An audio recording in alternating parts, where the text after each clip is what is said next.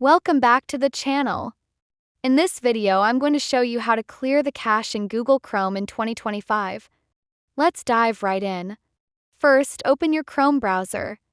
Click on the three-dot menu icon in the top right corner. From the drop-down menu, go to Settings. In the Settings menu, look for Privacy and Security. Under this section, you'll find the option called Clear Browsing Data. Click on it.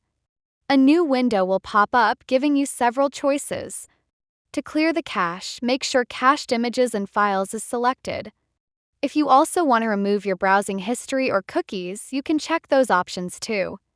Next, choose the time range for which you want to clear the data. It could be the last hour, last 24 hours, or even all time. Once you've made your selections, simply click Clear Data. Chrome will then process your request and delete the cached files. And that's it. Your cache has been cleared, which can help improve Chrome's performance and fix any loading issues you might be experiencing. If you found this video helpful, make sure to like the video, share for more easy tech tips, subscribe the channel, and press the notification button as well. Thanks for watching.